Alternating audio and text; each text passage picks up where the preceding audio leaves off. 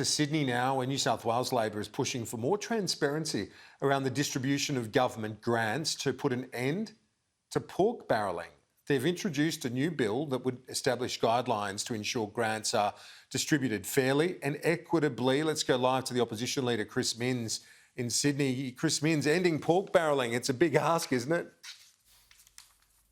It is a big ask, but I do think we can improve on the situation in New South Wales at the moment. Look, pork barrelling is endemic in the New South Wales government. The former Premier, the former Deputy Premier were proudly boasting that that's exactly the way they went about grant allocation in this state. And look, it's not fair. If everybody in New South Wales pays taxes, you send it to the central government, you expect them to dole it out on the basis of need, not the political needs of the government of the day. So we can do better, and I'm calling on and I'm hoping that the Premier of New South Wales, Dominic Perrottet, supports our legislation. We can send a bipartisan message to the people of this state that we're going to do better.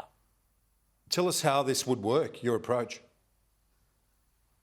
Look, three things. We're going to extend the powers of the Auditor-General so that she can have follow-through power, so that when the grant is allocated by the government, she can continue to monitor how it operates and whether it's being distributed fairly. Secondly, we're going to have rules in place that were recommended by the ICAC, clear rules in relation to how grants are administered, what the process is when ministers make these decisions. And lastly, and this is really crucial, making sure there's a public register so that if you are part of a surf lifesaving club or a rugby league club, you know that you've got access to grants, that you can apply for it, and everyone can have a fair shake. One of the big problems in New South Wales at the moment, Kieran, is that for several important grants, only government members were notified that they could apply for them, so everybody else in the state missed out.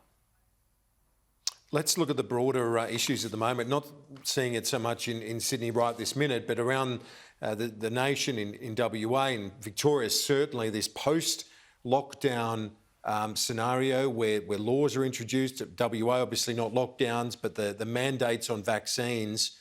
It's a very delicate time, isn't it, navigating our way out of this pandemic? It is. The economy's fragile. People are emerging out of lockdown, particularly in New South Wales, and obviously governments and the people of this state in particular have to navigate the best way to move forward. I understand that all governments are struggling with that. We need to rely on the best information that's provided to us and make sensible decisions that are consistent with the health advice and also the emerging situation as it relates to the pandemic. New South Wales Opposition Leader Chris Minns, thank you. Appreciate it. Talk to you soon. Thanks, Kieran. Appreciate it.